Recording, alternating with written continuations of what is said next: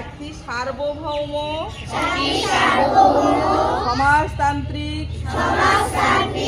ধর্মনিরপেক্ষ গণতান্ত্রিক সাধারণতন্ত্র রূপে গড়ে তুলতে সত্যনিষ্ঠার সঙ্গে শপথ গ্রহণ করছি এবং তার সকল নাগরিক যাতে সামাজিক,